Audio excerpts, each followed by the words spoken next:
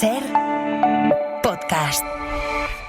Aluvión de estrenos adelantados para estos días de vacaciones y hay propuestas para todos los gustos. Ryan Coogler y Michael B. Jordan vuelven a unir sus caminos en Pecadores, película de terror sobrenatural contra el racismo. Además tenemos a Michael Fassbender de espía refinado y sexy en Confidencial Black Bag y la nueva propuesta de Alex Garland, una inmersión en la guerra con Warfare. Del cine español llega la película sobre Jordi Pujol y por si fuera poco, Isabel Huppert protagoniza la nueva obra del coreano Hong Sang-soo. En televisión comentamos la segunda temporada de The Last of Us con uno de sus creadores y os recomendamos series para un buen maratón. ¡Acción!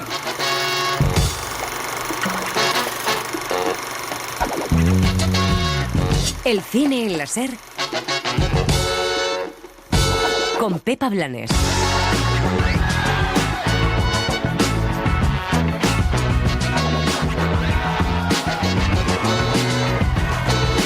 En medio de la guerra de aranceles, el cine parece ser un refugio, pero no nos engañemos, la industria se verá tarde o temprano afectada por lo que está pasando en la economía mundial. Si todo se encarece, sobre todo los productos tecnológicos y las materias primas, subirán los precios en los rodajes, lo que encarecerá presupuestos y hará que las majors sean todavía mucho más conservadoras a la hora de elegir nuevos proyectos. Vamos, que todo apunta a que habrá más secuelas y remakes, algo que empieza a ser bastante cansino y aburrido, la verdad. Afectará también a la publicidad y eso dolerá sobre todo a algunos streamers que también van a cambiar su línea editorial. Vamos, que no parecen venir buenos tiempos para la libertad autoral, la creatividad y la cultura, al menos desde Estados Unidos, un país que teme que su gobierno impida a los artistas extranjeros ir allí a rodar. Para colmo, hemos visto lo metementodo que es esta administración Trump con ese informe sobre España en el que cuestionan que haya una cuota en los cines reservada para el cine europeo y el cine español. Una cuota, la verdad, bastante ínfima y que no afecta en absoluto a la taquilla de las películas americanas. También les molesta que haya que producir en lenguas oficiales del Estado. No les gusta nada que implique mirar más allá de su propio ombligo. Europa debe ser fuerte, aprovechar esto y blindar su cultura. Lo ha hecho Francia durante décadas y le ha ido bien. Hagámoslo todos los demás países. No nos pleguemos a su dominación cultural, que ahora parece más bestia y cutre que nunca.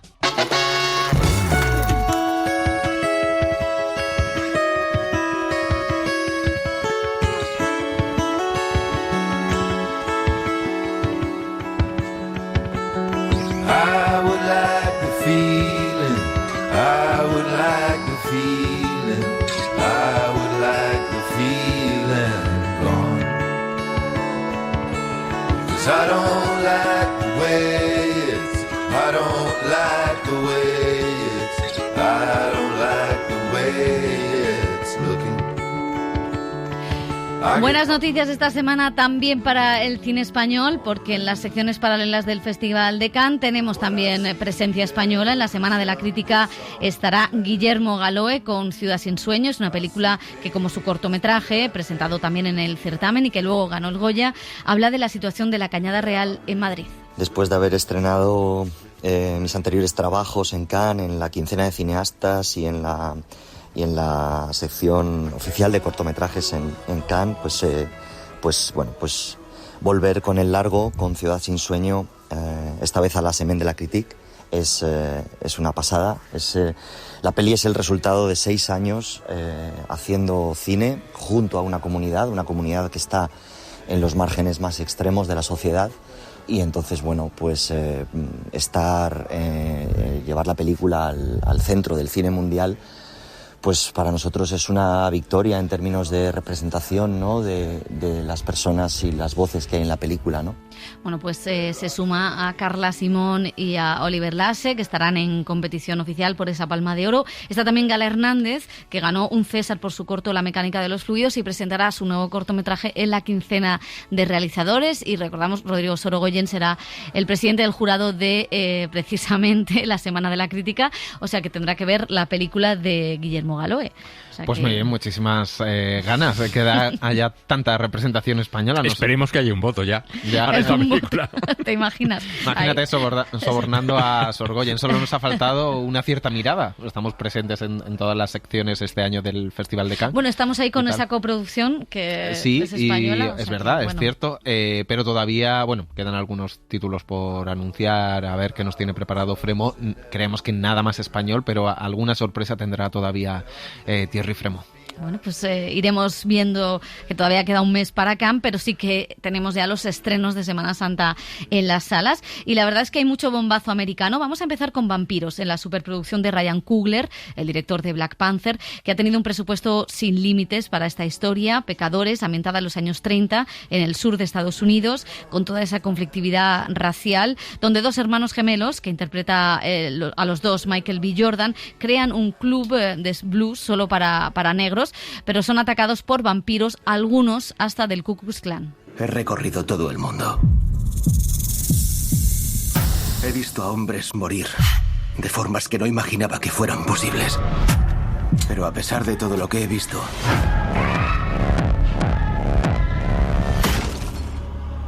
no había visto demonios, ni fantasmas, ni magia. Hasta ahora. Rodada en IMAX, como las pelis de Nolan, Coogler mezcla terror, comedia, crítica social, relato histórico y elementos sobrenaturales en una película con mucho trasfondo político, como nos contaba. No puedo separar ambas cosas. Si miras la cultura de la época, ves que a la gente le encantaba pasar un buen rato y a la vez la vida era muy dura. Y también eran muy supersticiosos. Es como si estuviera intrínsecamente conectado con la música. El blues era considerado como la música del diablo y se caracterizaba por abarcar todo lo carnal, lo sexy, lo físico, pero también era muy profundo. Eran personas que iban de fiesta la noche del sábado, pero por la mañana iban a la iglesia. Por eso, para mí, en la película, se trataba de abarcar todos los matices de lo que significa estar vivo. La sensación de peligro, la euforia y esa parte sobrenatural que también estaba en la que podía ser la última noche de sus vidas.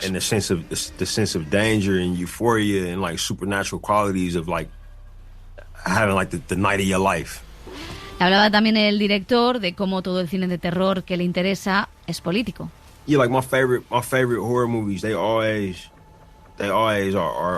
Mis películas de terror favoritas siempre son esas en las que puedes ver un trasfondo, incluso cuando no es algo intencionado. Por ejemplo, una película como La semilla del diablo, Asalto en la comisaría del Distrito 13, Halloween, todo el trabajo de John Carpenter.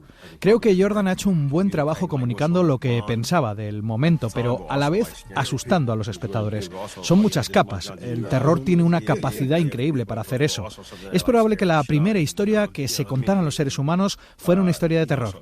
Al igual que la música blues, que es la piedra angular de toda la música popular hasta hoy, el terror también es una piedra angular de cualquier forma de narración. Por lo tanto, puede contener multitud de aspectos. Bueno, pues Coogler lleva trabajando con Michael B. Jordan desde su primera película, desde Fruitvale Station. Son amigos de la universidad y hacen un tándem estupendo aquí también. El actor, que también ha dirigido alguna entrega de Creed, reivindicaba esta película y también el cine en pantalla grande. That's what's fun about this movie. It's like it's a full meal.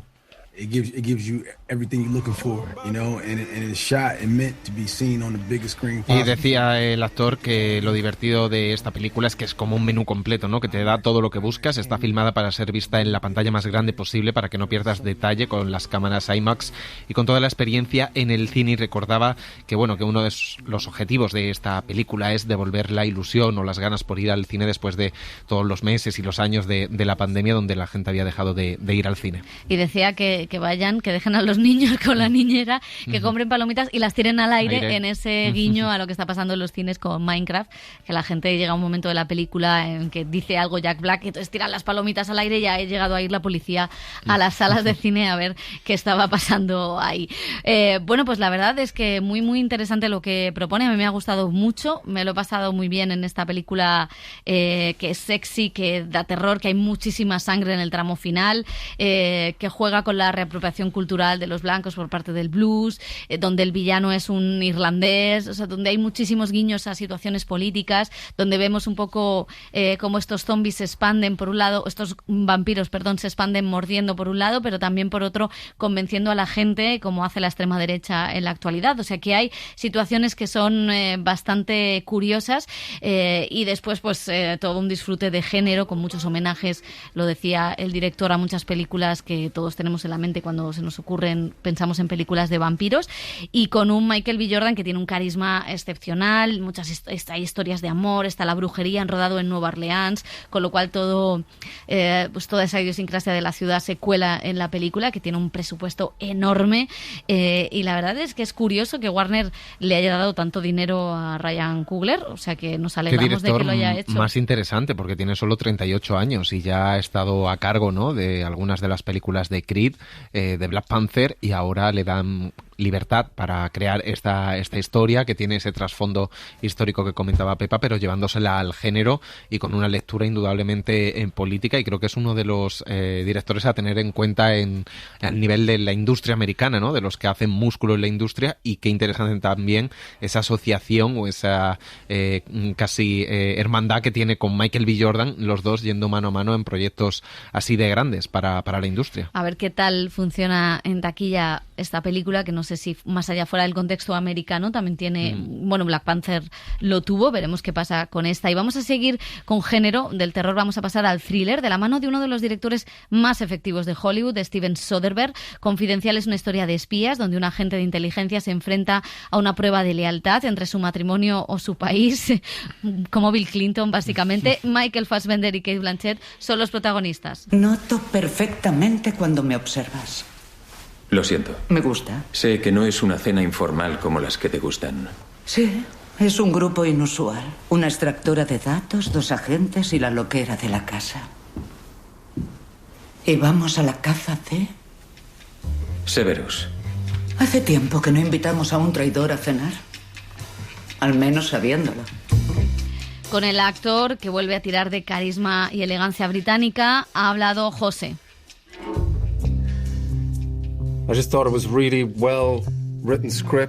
Era un guión muy bien escrito, con personajes muy dinámicos, cada uno diferente en términos de la energía que aportan, los tipos de personalidad.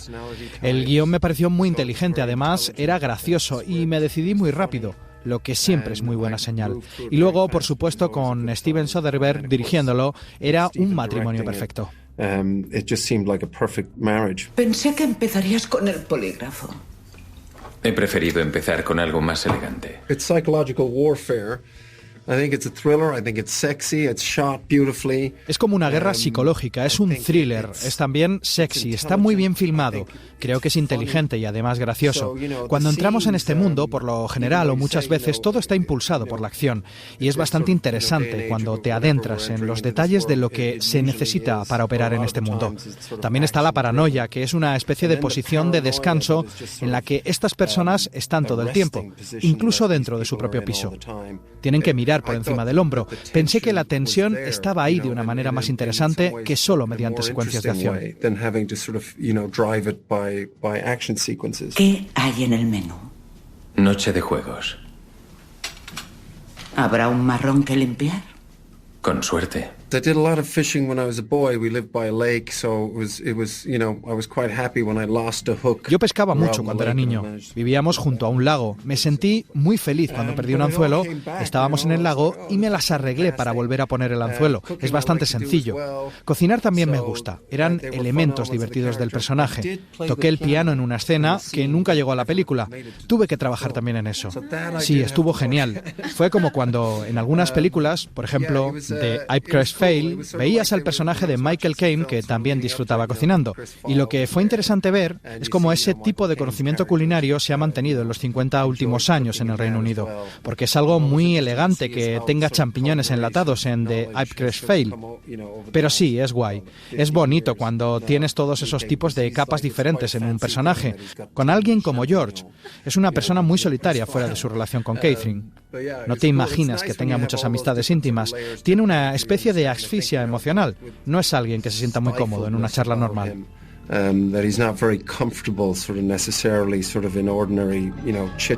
Dios mío, es tan sexy.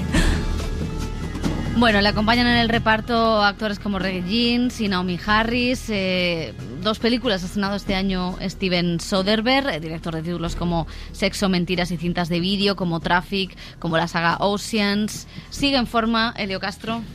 Pues bueno, sigue, que ya es decir mucho porque... Porque otros no. No, y además él ha anunciado varias veces que se retiraba, o sea, que decía que el cine ya le cansaba un poco, ¿no? O sea, que siempre está muy bien ver una película suya. Yo a Michael Fassbender acabo de ver La Agencia, en donde hace también de un espía también, bueno, de la CIA, pero que también vive en Londres, y este es mucho más atormentado, el de La Agencia, es mucho más que está viviendo pues una fase de su vida un poco peculiar, ¿no? No cuento nada por si alguien la quiere ver, ¿no? Pero está bien la serie. Y aquí hace de un espía más sofisticado, es sexy, la película tiene mucho cierto sentido del humor también, un humor así muy picante.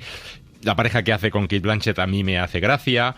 Y luego la película en sí, en su totalidad, pues hay momentos en los que me gusta, me apetece. Es un cluedo, ¿no? Es también saber quién es el culpable, quién es el traidor, ¿no? De esa agencia. Tiene momentos de gracia, ¿no? Aparece Pierce Brosnan, que también ha sido espía en 007, pero aquí de jefazo. Es decir, que la película tiene mucho gancho, pero para mí se me queda un poquito corta así de emoción, ¿no? A mí es lo único. Pero bueno, mejor que amateur. Pero mejor que amateur, sin duda. Sí, es un juego disfrutón, ¿no? Sí. Tiene esto de juego 90 minutos, es decir, cortita y al pie. Está también entre los secundarios Marisa Vela, que fue la actriz de Industry de la serie, la que hizo el biopic de Amy Winehouse, que a mí me gusta mucho, la actriz. Y sí que tiene todo ese juego de espías, de la vida privada de ellos, que se mezcla con lo profesional. Cate Blanchett y él, pues es que claro, tienen ese carisma, ese porte, esa elegancia británica, esa casa donde viven. Y luego es interesante porque el arco dramático de la película está estructurado en 2 cenas, ¿no? En una primera cena y luego en la cena final donde ya no hay comida, para que te hagas una idea de cómo acaba la cosa. Y básicamente es también el juego del whodunit, ¿no? Sí, ¿Quién lo hizo? Buscar al traidor. La cuestión es que el personaje de Michael Fassbender sospeche por primera vez de su propia mujer y como eso le obliga, ¿no? a tener que dirimir o hacer interrogatorios para saber quién le está engañando, quién no, y si su propia mujer es la que está traicionando a su país. No es una agencia de inteligencia de estas, no es el M5 ni el 6 que persiguen a delincuentes, sino la facción tecnológica, con lo cual tampoco les interesa mucho lo que es el trabajo de oficina, sino más las relaciones personales y todos los vínculos que hay entre los personajes de la serie, y Fassbender hasta sale a pescar con su Barbour, todo lo elegante y sexy que te puedes imaginar, y cocinar con camisa lo bien que le queda delante. El cuello alto así de cisne. Todo. Siempre, lo sabe Fincher. Que es disfrutón, se ve bien. Bueno, pues vamos a pasar al género bélico, que vuelve a estar de moda ahora que suenan tambores de guerra. Alex Garland, tras ahondar en este tema, en Civil War, continúa hablando de la violencia y el conflicto en Warfare, que codirige con Ray Mendoza. Mendoza es un exmarine que combatió en Irak y que a su vuelta empezó a trabajar en la industria del cine y la televisión como asesor. De hecho, ayudó al director en su anterior película, y ahí fue cuando decidieron rodar esta historia que vivió él mismo de verdad, ya que el grupo de marines donde estaba sufrió una emboscada en Irak al ocupar la casa de unos civiles. ¿Esa es la energía del novato? Ahí está otra vez. Y ya van 4 veces, joder. ¿Mirando o sondeando? Mirando, con clara intención de sondear. Vemos actividad que converge en las azoteas por todos los flancos de PO1. ¡Poneos a cubierto! Aquí Frogman 6 Romeo, necesitamos evacuación de nuestra última posición. Tenemos 2 heridos graves. Tenemos enemigos en el edificio y en todos los circundantes. ¿Dónde estáis? ¡Donde veáis sangre y humo!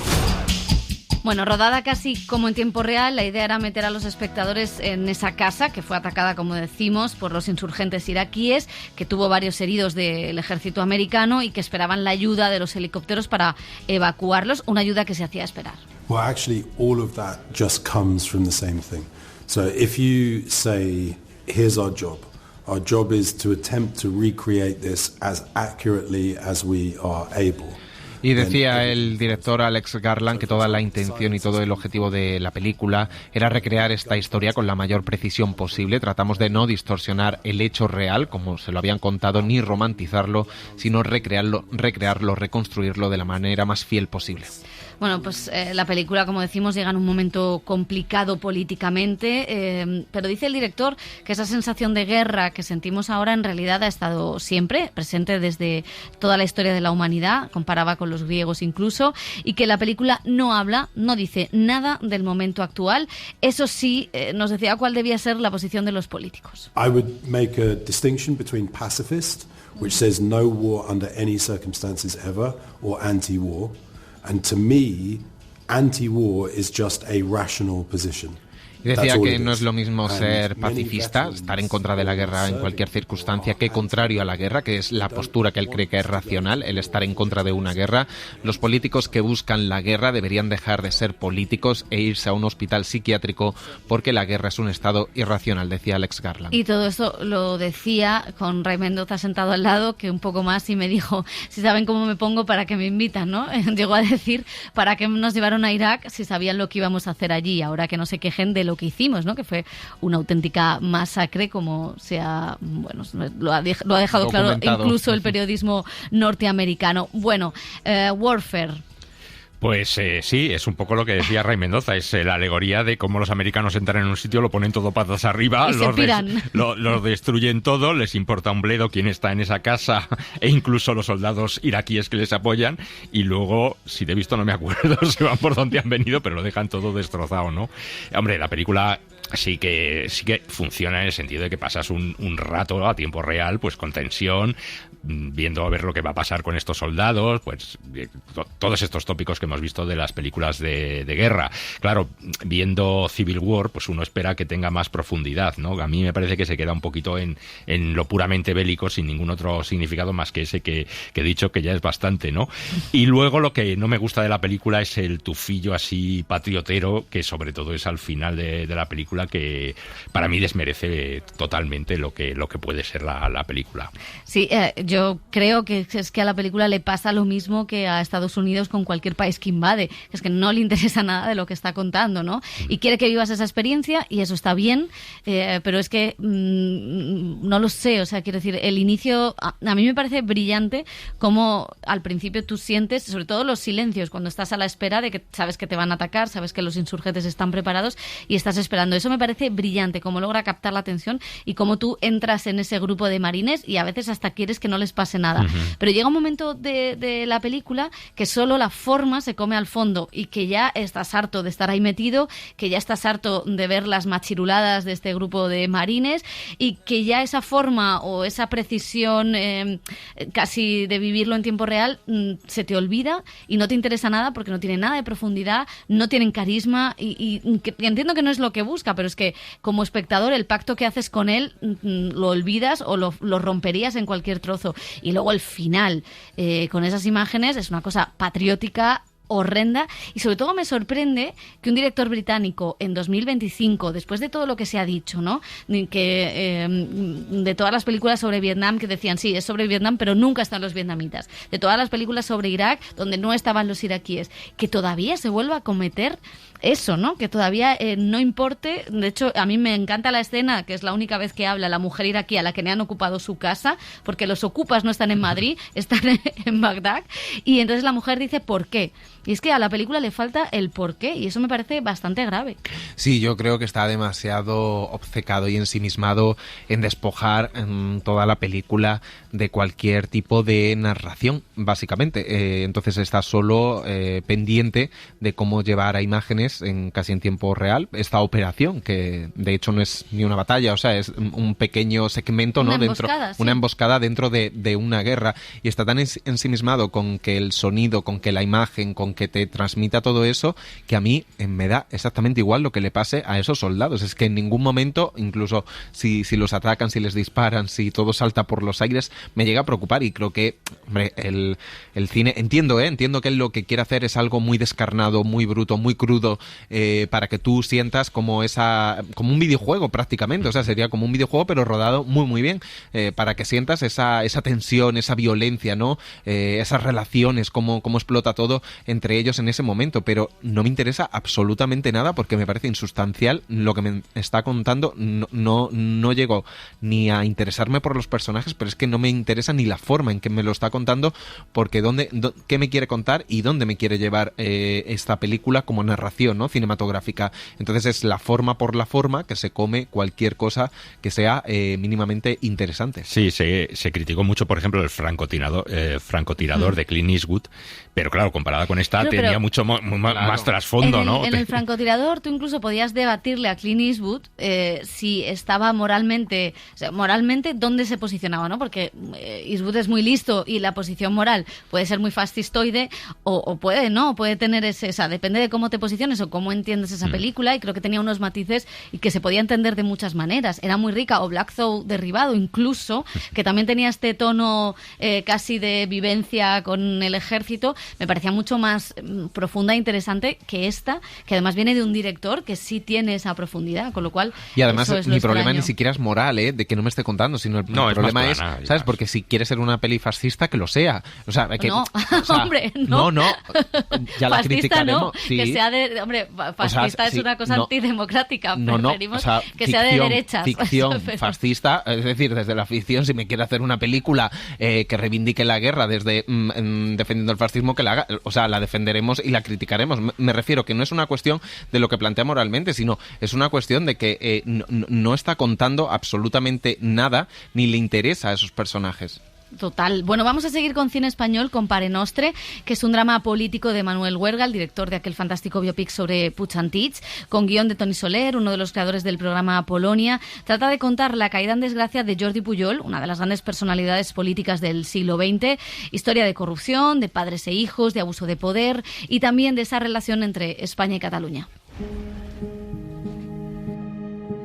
Después de Salvador, que yo pensaba que tendría un carrerón de director de cine, no sé qué, pues no, ese sueño no se ha hecho realidad. Y he hecho todo lo que me han encargado y punto. Buenas noches, quisiera hablar con su majestad.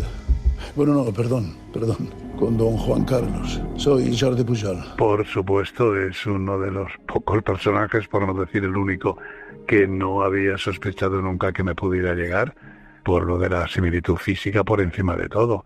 Pero bueno, el tono de la película, pasada la sorpresa inicial de la propuesta de los productores y el director, cuando llegó y pude leer el guión, me di cuenta de que el guión no pretendía un realismo en absoluto, y que precisamente al hacerlo yo lo que querían era distanciar absolutamente del todo ese tipo de cine o a veces programas de televisión de tipo paródico o caricaturesco, donde la recreación del personaje está en una línea roja que por mínimo que exageres pasa automáticamente a la parodia, al humor, a la caricatura. Sempre vaig posar el país per damunt dels sentiments familiars. Sempre. Per damunt del respecte que sentia pel meu pare. Y por damunt de la preocupación por el futuro de los meus fills. Es shakespeariano, ¿no? O sea, si lo quieres llevar a un terreno, digamos, más épico, pues es shakespeariano, ¿no? En el fondo también es más sórdido, pero yo creo que la película intenta ser equidistante, ¿no? Para no decantar al espectador ni en un lado ni en el otro, sino simplemente exponiendo lo que es. ¿Por una cuenta corriente en Andorra? Venga, hombre. ¿Tú sabes cuánta gente en Cataluña tiene el dinero en Andorra? Mucha, pero no se llaman Pujol. Además, estamos hablando de mucho dinero y de origen dudoso, cuando menos. Mira, ese dinero... No me vengas con la cantinela de la herencia del abuelito, ¿eh?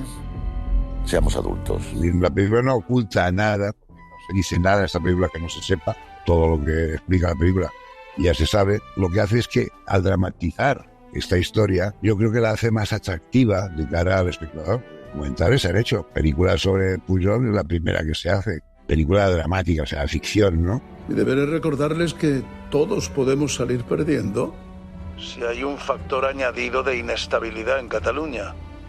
A ver, Jordi, la inestabilidad en Cataluña tiene mucho que ver con el giro que ha dado tu partido y con esta locura de la independencia que tú sabes perfectamente que no lleva a ninguna parte. Los sucesos que se contemplan en la película Pare Nostre son motivo de tragedia. Es una tragedia muy personal de Jordi Pujol que le convierte en un personaje trágico como el Rei Lear. se pueden encontrar algunos puntos en común, por descontado que sí. Yo nunca hice política separatista. Es más, si me lo permite, señor, mi prestigio y mi moderación evitaron durante 2 décadas la tentación del separatismo en Cataluña. Además, yo ya no estoy en la dirección del partido. Pero tu hijo sí. El cine, no el español, pero el cine, los cineastas y las películas hablan de cosas que son reales y que están pasando ahora. Y les ponen nombre a todo, ¿no? Y no pasa nada, porque forma parte de la libertad de expresión. O sea que aquí, pues lógicamente está muy bien entredicho, ¿no? Pero si hubiera realmente libertad de expresión, pues aquí se podrían explicar muchas cosas. Pues, oye, estamos ahí amordazados, como siempre. Estamos en la misma España de siempre. O sea, no, yo he visto grandes cambios, realmente. Hay cambios de maquillaje, pero no de profundos, ¿no? Bueno, pues ahí escuchábamos a Manuel Huerga, José María Pou, también le escuchábamos, es Jordi Pujol, a pesar del cambio de estatura, que sí es importante tenerlo en cuenta, y lejos de la sátira o de la comedia, que hubiera sido un poco, pues, no sé, lo más fácil, optado por este drama shakespeariano, con actores que no se parecen a los habituales. Sí, hay algunas cosas que te distancian, no la actuación de Pou, que enseguida además él tiene una serie de gestos muy de Pujol, el taparse la cara con la mano, ¿no? Reconcentrarse. Él me explicó que cerraba mucho los ojos como hacía Pujol, ¿no? Los compañeros de Radio Cataluña, de la SER en Cataluña, decían que a pesar de la estatura, que es obvio que no la mantienen, ¿no? De la corporalidad, que sí que los gestos y la forma de comportarse era la de Pujol. La de Pujol, sí, eso es una cosa que ha estudiado mucho Pou, con muchas fotografías, viendo. Y la película yo creo que a ratos funciona y es interesante esa relación, primero, en el momento del procés, del proceso independentista entre el Estado, Cataluña. Pero luego está la familia Pujol, ¿no? Claro, también es una historia muy potente, ¿no? La relación con su mujer, Marta Ferrusola, con sus hijos, la aparición de Villarejo. Hay algunas cosas más fallidas que a mí me parece que bueno, pues hubiera estado más reconcentrada la película, pues quizá hubiera estado mejor, ¿no? Centrada así en el piso ese de los Pujol y con los hijos entrando y saliendo. Y luego la forma que ha tenido Manuel Huerga de hacerla es en un plató y todo prácticamente con croma. Todo lo ha creado con croma y con pantallas, ¿no? Cosa que yo creo que también en algunos momentos funciona y en otros momentos también te descoloca, ¿no? Los exteriores, algunos exteriores, no todos. O sea, que es una película, a mí lo más interesante de la película es que trata un tema contemporáneo, un tema en el que todos hemos vivido, que todos tenemos opiniones diferentes, ¿no?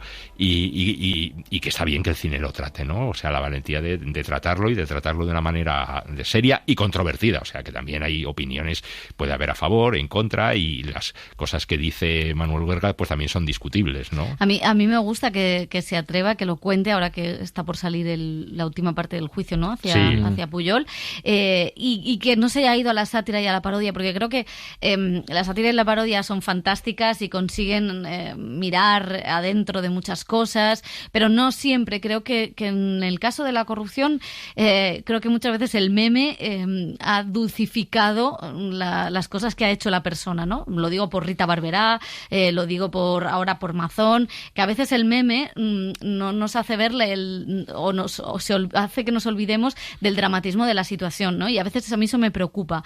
¿Cómo hemos hecho para que Fabra no resultara cómico? No, Fabra no puede ser cómico, es trágico tener a Fabra. Y entonces sí que agradezco que haya hecho este drama, en el que yo creo que no siempre el tono está cogido, en el que luego me gusta que sea consciente de que es una ficción y de que todo lo que se está contando es una ficción. Ese punto hacia el espectador, ese guiño hacia el espectador que pasa más al final me parece inteligente, y aunque creo que no le ha salido del todo, sí que agradezco mucho esta película, que he visto con muchísimo interés por lo que supone la caída de esa familia y la caída también de un héroe, porque Pujol fue un héroe para mucha gente, y no solo fue un héroe para Cataluña, también fue un héroe para la gobernabilidad del Estado español, ¿no? El ABC le nombró Español del Año en una ocasión. Y gracias a él Aznar hablaba catalán en la intimidad, o sea, quiero decir, ha sustentado los gobiernos y las mayorías. Entonces, claro, que la caída de esa persona que estuvo en la cárcel durante el franquismo, toda esa tragedia, sí que me parece interesante. Eso no le quita para que fuera un corrupto o presunto corrupto a la espera de la sentencia judicial. Tampoco le quita para que esa historia tiene una sección catalana. Total, absolutamente, ¿no? Porque falta un helicóptero. El perfil de cada uno de los hijos es increíble. increíble. Cada uno está más como no a por uvas, pero sí a cómo sacar tajada. Y de hecho, una de las cosas que más me interesan quizá de la película es toda la parte religiosa, ¿no? La parte del catolicismo de él y de cómo casi busca ese perdón cristiano, esa expiación que de alguna manera él también que eso a Succession le daba igual. Claro, por lo que sea. Sí, aquí es que todo lo que hacen está justificado porque lo hacen en el nombre de Cataluña. Sí, pero claro, me interesa indudablemente, y todo eso lo sabemos, y está documentado como increíble ese momento, herencia de mi padre que la tengo en Andorra, y tu hermana se entera de dónde estaba esa herencia, ¿no? Pero no, me gusta esa parte también que él asume en el momento casi de confesión mística con el párroco, ¿no? Como que también es un mártir, o sea, me sacrifico por mis hijos, porque yo he sido el gran presidente, el hombre catalán, pero mira lo que he criado, ¿no? Estos hijos que pues al final se han criado yo no me crié en ese privilegio, y el que mis hijos hayan criado en ese privilegio han hecho que cada uno tire para un lado y cada uno tenga un pufo diferente, desde las ITV hasta los contratos, a los Ferrari, los contratos, o esta exmujer fantástica que tira de la manta y lo lía todo con la connivencia del Estado. O sea, que creo que es un culebrón tan fantástico, y la película coincido totalmente con vosotros, que los varios tonos que tiene o se va yendo, hay momentos que están bien, otros que no están bien, pero sí que superas el aspecto físico de Josep Maria Pou, en un momento lo superas perfectamente y entras en la historia que te está contando. Y luego sí creo que es importante meter la pata del Estado, o sea, meter también, las cloacas del Estado, como las cloacas del Estado, Alberto San Juan como rey emérito, y Villarejo, claro, que juega un papel importantísimo en esta historia. ¿Y en qué momento? Cuando el 3%, como dijo Pascual Maragall en aquel pleno, lo conocía todo el mundo, ¿en qué momento decides filtrar esta historia a la prensa o sacar esta historia a la prensa? Es increíble que vivamos en un país así a veces. O sea que pero vivimos. Vamos con comedia. El casoplón de Joaquín Mazón, donde una familia se muda en plena ola de calor a un casoplón vacío donde el padre trabaja como jardinero. Madre mía, qué califato. Qué veranito bueno nos espera, Cali. ¿A ti cuándo te dan las vacaciones? Las vacaciones son un invento. Y seguimos con cine de autor, porque se estrena la nueva película de Hong Sang-soo, el director coreano, ya saben, va mínimo a película por año, y en esta ocasión lo hace de la mano de una de las grandes divas francesas, Isabelle Huppert, en La viajera. Es la historia de una profesora de francés con un método poco ortodoxo. Have you taught French long time? Oh, no. Before I came here, I've never taught anywhere. With this practice, I want you to experience that this foreign language can really express something meaningful. We have no textbook. No. You are such a bright person, so talented. Thank you. Oh. Bueno, con la actriz hablamos en San Sebastián. Dice que le gusta la forma de trabajar de este director, con pocos medios, con poco tiempo, pero cuidando todo, dando mucho espacio a la creación de los actores. Oui, si ça veut dire que la curiosité, ça aide. On dit souvent en français la curiosité est un vilain défaut. Decía que era una actriz que tenía muchísima curiosidad, que eso es lo que lo distingue de otras muchas, y decía que no me voy a echar yo piropos, pero lo hago, que lo si que no, no sería si no sería Isabelle Huppert, que a ella lo que pasa es que no le da miedo a hacer las cosas, a salir de su universo y a ir más allá, lo cual es cierto, o sea, porque ha trabajado con directores filipinos, con todo tipo de directores de todos los países. Eso decía, tampoco quiere decir que yo sea estúpida o ingenua y que acepte cualquier cosa, o sea, que ojo a lo que le enviáis a Isabelle Huppert. Increíble, me encanta en la película cuando pide la bebida tradicional coreana, que ahora no me sé el nombre, que parece una horchata con alcohol, ¿no? Y la toma y le dicen, ¿tú cuánto bebes de esto al día? Y dice yo, 1 o 2 botellas al día. Y dice, sí es muy sana. Está tan divertida y se lo pasa tan bien haciendo esta peli que se nota. Bueno, pues vamos a acabar con Prodigiosas. Es una película francesa de Valentin y Frédéric Potier que cuenta la historia basada en hechos reales de 2 hermanas gemelas destinadas a triunfar en la música, pero que por una rara enfermedad se ven obligadas a desarrollar una técnica nueva para seguir tocando el piano. Iréis a una de las mejores escuelas de piano del mundo. Enseñadles quiénes somos. En casa, vuestra familia creen que sois un prodigio. Aquí, no sois nada. Gracias. Y hay momentos en la vida en que si quieres volver a construir algo, tienes que partir de una página en blanco. O sea, tienes que tirarlo todo realmente, ¿no? Entonces es el momento en que dicen no al padre. No a lo que nos has impuesto, ¿no? Y también el hecho de les permite reinventarse y desobedecer, por primera vez, porque eran niñas muy obedientes, ¿no? Desobedecer al padre les devuelve esa complicidad que habían perdido por el enfrentamiento que había creado la academia. La presión de la academia, el hecho de siempre, ser solistas, ¿no? Tener que ser solistas, ¿no? Entonces, lo tiran todo para volver a poder tocar, para poder volver a tocar juntas realmente. Y esa enfermedad que hubiera debido detenerlo todo, les permite hacer lo que siempre habían querido, tocar juntas, no ser solistas, sino funcionar como un dúo. Et voilà, et cette scène, c'est ce passage-là. Et après, ce qui est étonnant, c'est qu'on voit le père.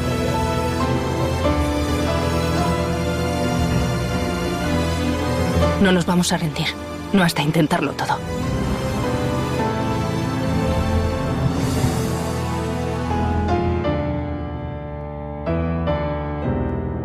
El cine en la SER con Pepa Blanes. Las series. Si te vas mañana, hay que ser de mí.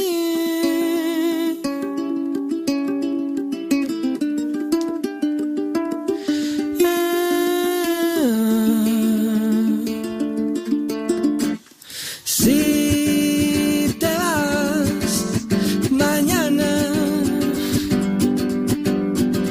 2 años hemos tenido que esperar, pero ya está aquí la segunda temporada de The Last of Us. Dani Garrán, ¿qué tal? ¿Cómo estás? Muy bien, y menos mal que había un buen Previously porque yo no me acordaba de nada, lo tengo que decir. Ya, yo me lo he puesto también, lo necesito. Pero muy resumido y muy bien hecho, ¿eh? No, hay que decirlo. Es que han pasado sus años, igual que nos pasaba con Severance, hay que recordar, y son series en las que, sobre todo en los capítulos finales, pues pasan muchas cosas y no sabes muy bien. Con esa huelga de guionistas se retrasó. Muy bien el montaje del Previously, esas luciérnagas donde estábamos. Ya criticamos hasta los Previously. Claro, aquí solo ha tenido oportunidad de ver esta serie, la serie de Crytek Machine, sobre el videojuego, que ha regresado a Max, la que dicen que es la mejor adaptación de un videojuego de todos los tiempos, aunque hoy está la película de Minecraft petándolo muy fuerte en cines.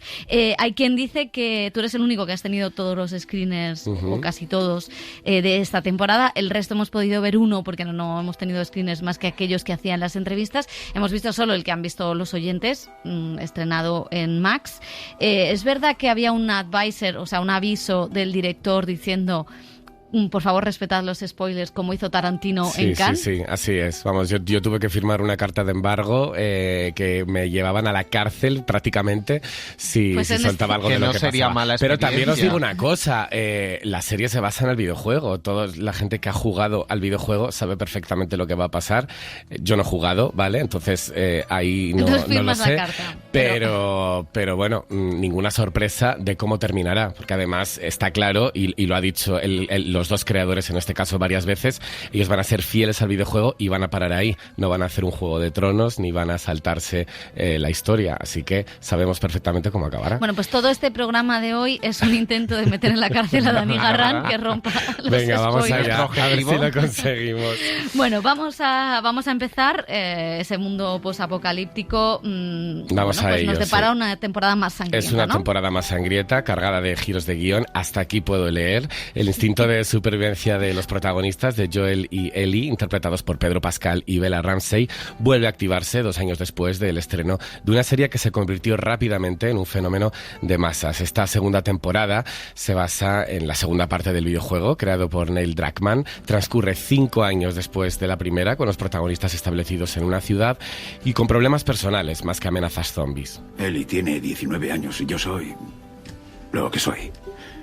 A su edad nadie soporta a sus padres. Mi hija no vivió hasta esa edad, así que esto es algo nuevo para los dos. Ya está. Se nos pasará. Sé que soy algo seco y muy sobreprotector y ella... es ella. pero tampoco puedo responsabilizarme del estado emocional de los demás. Como podéis imaginar, esta estabilidad no va a durar mucho, pronto llegan los problemas a la vida de los protagonistas. En esta nueva temporada veremos nuevos y más poderosos infectados por el hongo Cordyceps, y al elenco se suman nombres como Katie Lynn Denver, Jeffrey Wright y Catherine O'Hara. Bueno, pues Craig Mazin, el co-creador de la serie, ha estado en Madrid presentando esta segunda temporada y, como decimos, Dani firmó esa carta de embargo, pudo hablar con él de esta nueva entrega, de la adaptación del videojuego y también de cómo va a ser ese futuro de The Last of Us.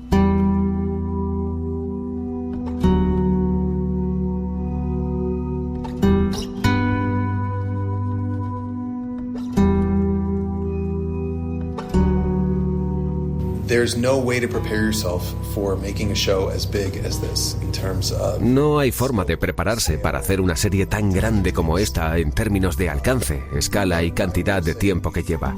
Hemos aprendido muchas cosas específicas sobre The Last of Us. Cómo retratar a los infectados, cómo hacerlo de una manera más eficiente. Creo que ahora tomamos mejores decisiones. Y lo más importante ha sido el proceso que utilizamos para adaptar la historia.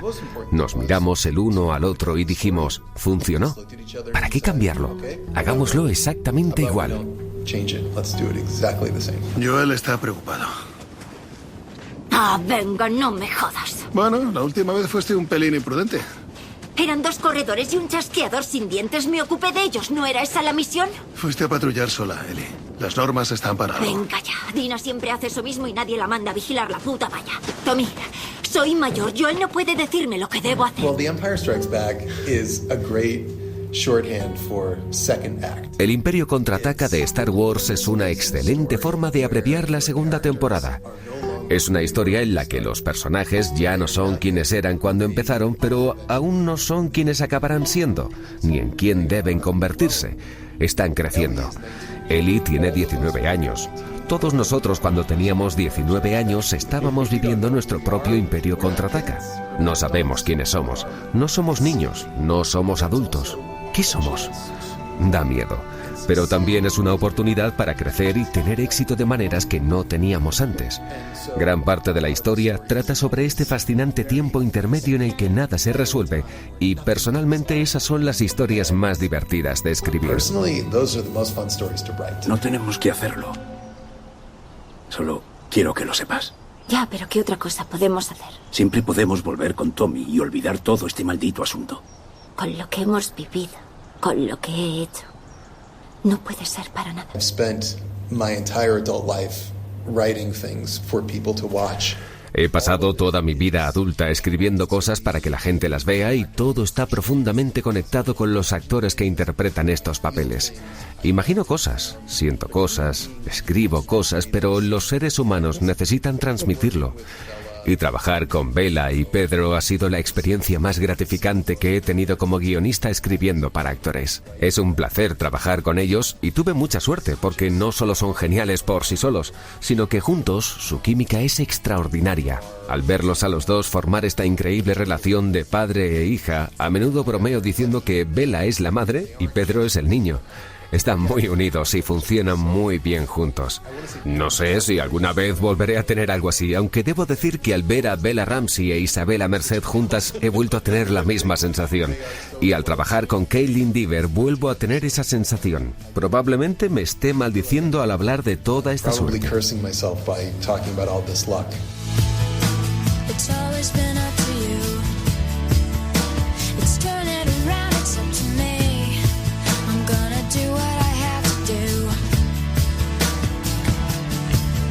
I try as best I can to think about the hard scientific connections to things because Intento pensar en las sólidas conexiones científicas con las cosas porque todo drama es una extensión imaginaria de lo real.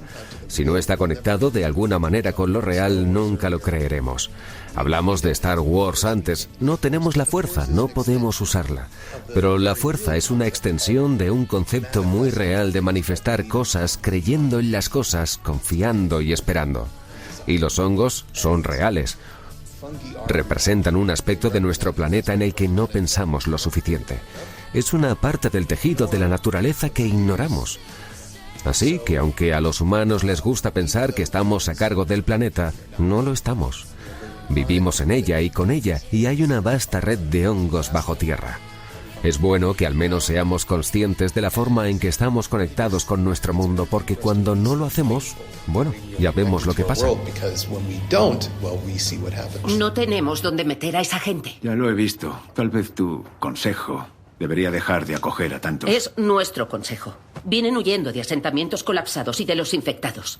¿Los dejamos ahí fuera? Si van a hundirnos con ellos, sí. Los dejamos ahí fuera.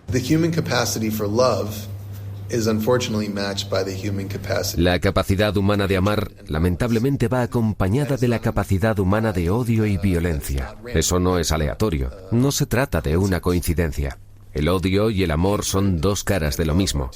La pasión, el cuidado, la preocupación y el miedo que tememos por aquellos a quienes amamos es a menudo lo que nos lleva a hacer cosas terribles. Nos necesitamos unos a otros y nos gusta pensar en ello como algo positivo. Así es como creamos una comunidad, una familia, una nación. Pero también podemos usar eso para crear una secta. Podemos dividirnos, podemos ser xenófobos. Podríamos decir, esto es para nosotros y vosotros sois menos que nosotros. Podemos deshumanizar a todos los demás. Preocúpate siempre por la gente. I know you think that I shouldn't still love you. I'll tell you that. But if I didn't say it, well, I'd still... I don't think of the show as a warning. No pienso en la serie como una advertencia, sino más bien como una exploración de los sentimientos que tenemos ahora mismo y de cómo con suerte podemos encontrar los mejores aspectos de nuestra humanidad en este mundo donde las cosas no se han desmoronado. La sociedad no ha terminado y, sin embargo, de alguna manera todavía sabemos cómo ser crueles el uno con el otro. A veces, al mostrar a las personas que viven en un apocalipsis, lo que haces es eliminar todas las demás distracciones. No hay teléfonos móviles, no hay viajes en avión, no hay gobiernos, todo eso ha terminado y ahora solo tienes relaciones y cómo funcionan. Y ahí es donde espero que la gente pueda mirar y ver una conexión con nuestra vida ahora mismo. Yo también he perdido gente. Tú no tienes ni idea de lo que es perder. Toda la gente a la que quería me han dejado o han muerto. Todos excepto tú, joder. Así que no digas que estaría más segura con otro, porque la verdad es que estaría más asustada. Justo cuando Neil y yo nos conocimos y fuimos a HBO para proponerles hacer la serie, él estaba terminando el segundo juego. Así que pude ver algunas de las primeras escenas y también pude jugarlo un poco. Era muy importante saber hacia dónde iba. Lo digo a menudo. Cuando adaptamos la historia del primer juego, sabíamos más que Neil cuando lo hizo, porque sabíamos hacia dónde iba todo y cómo terminaría. Entiendo lo estresante y ansioso que puede ser amar algo y luego escuchar que alguien va a hacer una versión de ello. A mí también me asusta.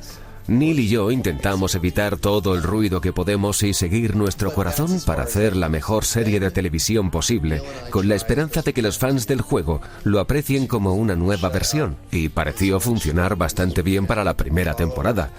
Esperemos que funcione igual de bien, si no mejor, para la segunda temporada. ¿Y desde cuándo entrar solas en un edificio sin despejar cuenta como seguir las normas y obedecer al líder? Bueno, tampoco era nuestra primera vez. Hemos matado a un montón de infectados. ¿Estás diciendo que Joel y tú no habríais entrado? No es lo mismo. ¿Por qué? Me encanta este universo. Me encantaría poder jugar un tercer, cuarto o duodécimo juego de The Last of Us, pero sé que Neil ahora mismo y Naughty Dog se están concentrando en Intergalactic y no sé cuál es el futuro de The Last of Us en términos de videojuegos. Para mí, esta es la historia que quiero contar y quiero poder completarla y seguir adelante hasta donde termina el material de origen. Más allá de eso, si hay otras series que puedan ocurrir en ese universo o ese mundo, estaré encantado de verlos. Pero yo pasaré a otras cosas una vez que termine mi gran aventura de The Last of Us.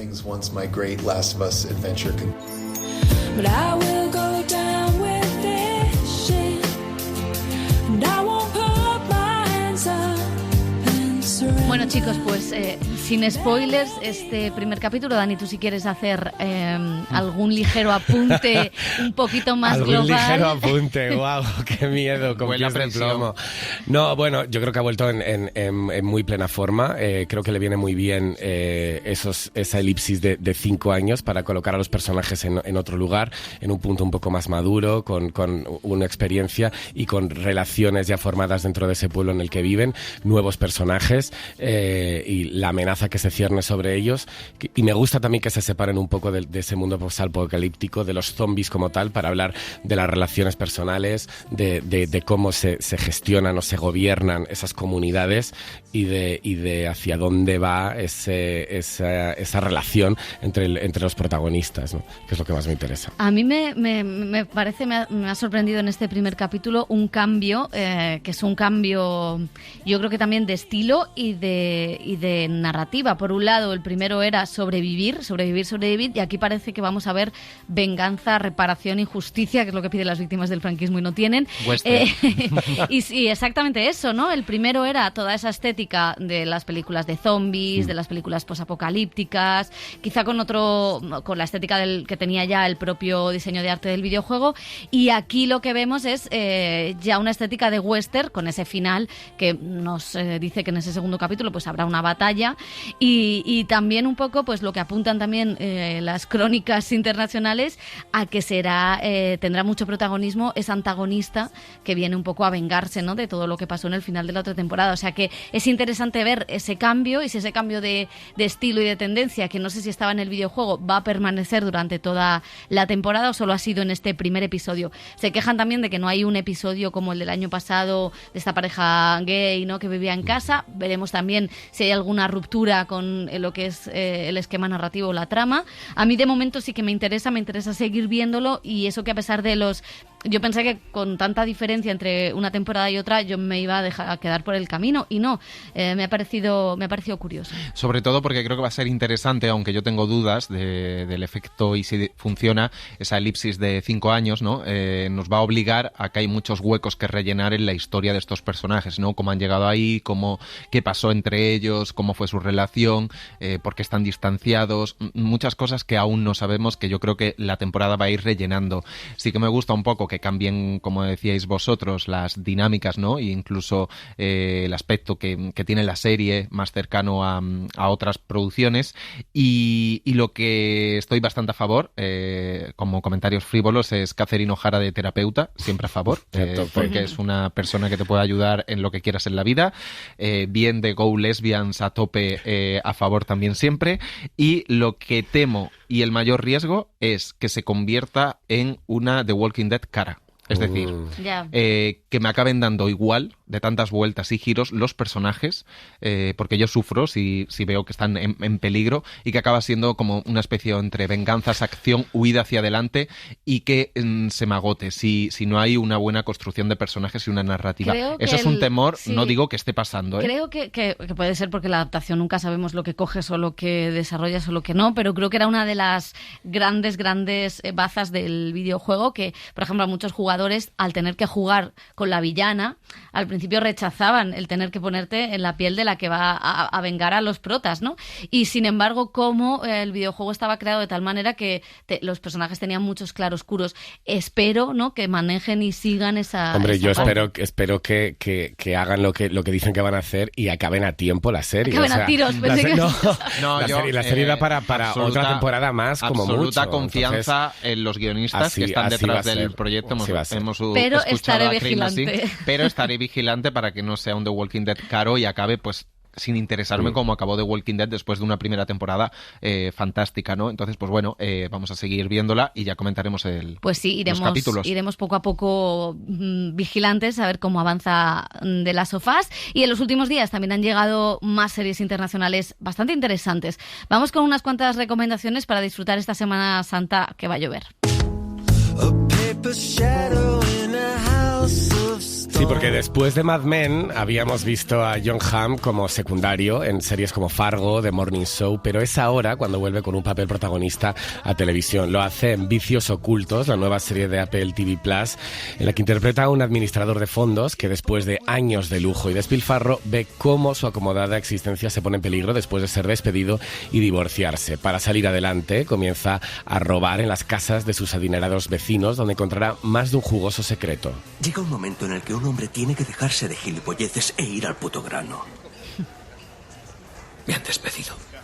¿A quién te follaste? Oye, ¿por qué me acusarías directamente? No eres ni un borracho ni un racista y eras bueno, así que solo queda el folleteo. Joder, Barney, venga ya, eso no... Trabajaba en una planta diferente, ni la conocía. ¿No pudiste buscarte a otra? Me tiró los tejos. Eso no importa. Pues tendría, joder. Solo decir que ha promocionado la serie como Dios, ha ido al Saturday Night Live, ha estado divertidísimo riéndose de sí mismo y bueno, sí, pero vuelve. Al final en la SER no ha estado. Y recordemos que es una gran estrella de la televisión. La semana pasada tuvimos a Elizabeth Moss hablando del cuento de la criada. Jon Hamm vuelve después de Mad Men y creo que son dos referentes. Claro, tuvieron un beef muy guay claro. porque sacó en su monólogo a Culkin, a Kieran Culkin, y entonces entre los dos empezaron a decir cuál era mejor serie, si Succession o Mad Men, ¿no? Mad Men, lo siento. Mad Men. Seguimos. Narrativas sobre cáncer hay muchas, la mayoría de ellas previsibles, con vínculos y despedidas lacrimógenas. Por eso Dying for Sex es un soplo de aire fresco, una propuesta arriesgada y también necesaria. Michelle Williams interpreta a Molly, una enferma de cáncer terminal que decide dejar a su marido tras 15 años de relación y vivir su última etapa con su mejor amiga, reivindicando su derecho al placer cuando la vida ya no le promete nada más. Su enfermedad no es un obstáculo para el deseo, sino el detonante de su liberación. Es por tus tetas. ¿Qué? Cuando las toco, me acuerdo de la mastectomía y entonces pienso que te voy a perder. ¿Mis tetas te hacen pensar en la muerte? Sí. Es que no lo entiendo. ¿De qué va todo esto? ¿Qué necesidad tienes de chupármela? Porque es un poco raro considerando lo que te ha pasado. Bueno, esta serie se puede ver en Disney Plus y está basada en la historia real de Molly Kocha, que plasmó en un podcast y en un libro posterior. En lugar de encarar la muerte con resignación, Molly opta por la risa, el sexo y la experimentación como formas de recuperar el control sobre su cuerpo y su relato. Su objetivo es aparentemente sencillo: tener un orgasmo auténtico antes de morir. Soy muy joven y esto es una putada, ¿vale? No he hecho nada con mi vida, ni siquiera sé lo que me gusta o lo que quiero. Nunca he tenido un orgasmo con otra persona. Y ahora me voy a morir. Bien, ya tenemos algo para tu lista. Bueno, pues vamos a seguir en Disney Plus para hablar de un caso real que también se ha llevado a la ficción. Sí, en 2010 un matrimonio estadounidense adoptó a Natalia Grace, una niña ucraniana de 7 años con enanismo, y la abandonaron a su suerte un año después, sospechando que en realidad se trataba de una adulta que estaba intentando estafarles. Este mediático caso se trató en un documental durante 3 temporadas en Max, pero ahora se lleva a la ficción. Una buena familia americana es el título de esta serie, protagonizada por Mark Duplass y Ellen Pompeo, su primer papel protagonista, lejos de Anatomía de Grey. Quería ayudar. Se ha empeñado en cortar verduras y no le he dejado. Le he agarrado el brazo. ¿Qué le has agarrado el brazo? Michael pensaba que quería atacarme. ¿Qué? Pero... Tenía miedo. De verdad, he pasado miedo. Christine, pero si es una niña pequeña. Y terminamos con la nueva adaptación de Infiel, de Ingmar Bergman, que está ya disponible en Filmin. Sí, el director sueco Thomas Alfredsson quedó completamente impactado cuando vio Infiel, la película dirigida por Liv Hallman hace 25 años, y ahora adapta la historia escrita por su compatriota Bergman en una versión compuesta por 6 episodios que narra en 2 tiempos el reencuentro entre un director de cine y su gran amor y musa, ambos con más de 70 años. En ese momento reflexionan sobre las dolorosas consecuencias de su relación 40 años antes, cuando se embarcaron en un romance mientras ella estaba con el mejor amigo de él. Marian. Sí. Ese beso en el coche. En el aeropuerto, ya sabes. Sí. ¿Qué pasa? Solo quería disculparme. Olvídalo. ¿No se lo has dicho a Marcus? No. ¿Por qué iba a hacerlo? Me miraste fijamente. Supongo que a veces me gusta insinuarme un poco, quizá. Bueno, pues lo vamos a dejar aquí con estas recomendaciones para Semana Santa y con el análisis del primer capítulo de The Last of Us. Gracias, Sandra, en la dirección técnica. José, Dani, hasta la semana que viene. Adiós. Adiós, chao.